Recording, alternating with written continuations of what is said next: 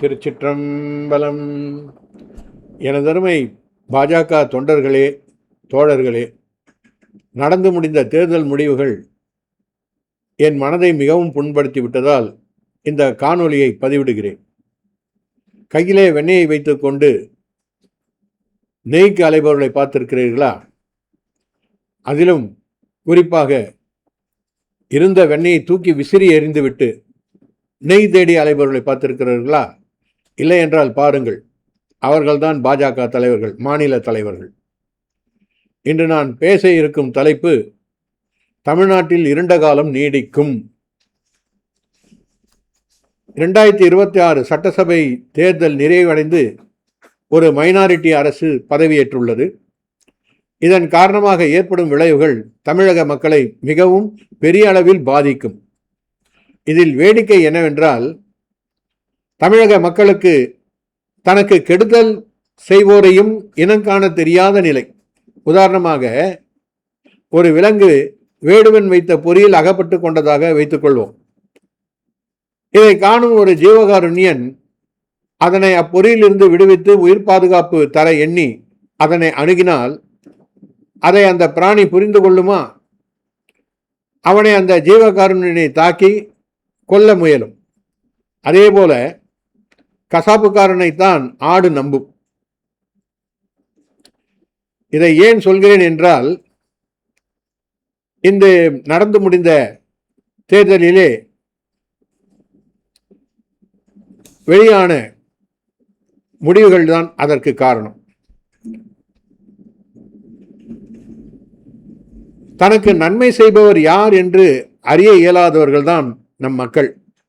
எந்த காரணத்திற்காக தாவேகாவை தேர்ந்தெடுத்தார்கள்?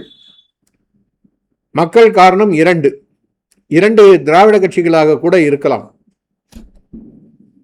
அதாவது, தமிழ்நாட்டை இதுவரையில் 2 திராவிட கட்சிகள் தான் 60 வருடங்களாக ஆண்டு வந்தன. அதனால்தான் தமிழகம் இருட்டில் தள்ளப்பட்டது. பொருளாதார சீரழிவு, அத்தியாவசியங்கள் மறுக்கப்பட்ட சூழ்நிலை, கல்வி சீர்கேடு, சுகாதார சீர்கேடு, சாலை வசதியின்மை, மின்சார கட்டணம் உயர்வு, மின்சார தடை, ரேஷன் பொருட்கள் வழங்காமை, தட்டுப்பாடு, வரி உயர்வு, ஊழல், லஞ்சம், காவல்துறையின் கொலை குற்றங்கள், காவல்துறை அரசியல்வாதிகளின் கைக்குலிகளாக மாறிய நிலை, இப்படி பல பிற்போக்கு நிலைக்கு காரணமாகி மக்கள் அன்றாட வாழ்க்கை நரகமாகிவிட்டது. அதற்கு மாற்றாக கிடைத்தது இந்த புதிய கட்சி தான் என்பது மக்கள் காரணம்.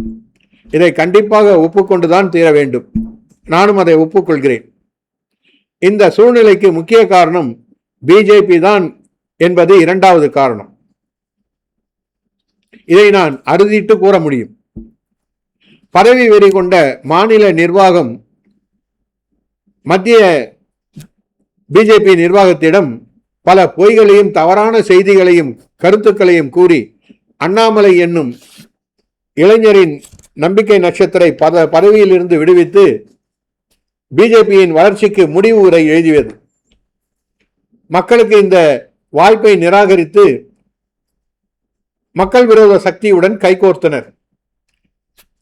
நானே வெறுப்புடன் தான் கூட்டணி சின்னத்திலே வாக்களித்தேன்.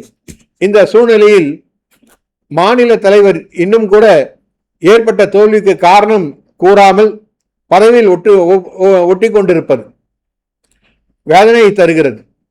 பிஜேபி இனி பிழைக்குமா என்று தெரியவில்லை. இனி தமிழ்நாட்டின் எதிர்காலம் அரசியலுக்கு வருவோம். தேச விரோத சக்திகளின் துணையுடன் தாவேகா பதவியில் உள்ளது. இப்பொழுதே கம்யூனிஸ்ட் கட்சி தன் ரூபத்தை காட்ட துவங்கிவிட்டது. மத்திய அரசின் விரோதத்தை சம்பாதிக்க வைத்து தாவேகா தன் அழிவை தேடிக்கொள்ள எல்லா வழிகளையும் ஏற்படுத்தி கொடுக்கும்.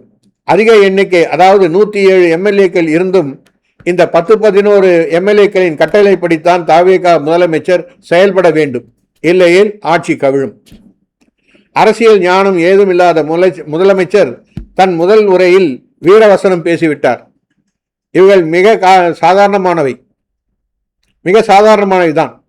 இனி நிர்வாக தீர்மானங்களை எடுக்கும் போது என்ன பாடுபட போகிறார் என்பதை பார்ப்போம். இவரும் சேர்ந்து அந்த அரசியல் சாக்கடையில் கண்டிப்பாக விழுவார் அல்லது ராஜினாமா செய்வார். என்ன செய்ய போகிறார் என்பதையும் நாம் பொறுத்திருந்து பார்ப்போம். தீய சக்திகள் மீண்டும் தலை தூக்குமா? தமிழகத்தின் இருண்ட காலம் மாறுமா? பிஜேபியின் நிர்வாகம் மாறுமா? எல்லாம் விதிப்பயன், விதியை பொறுத்தது. வந்தே மாதரம். ஜெய் ஹிந்த்.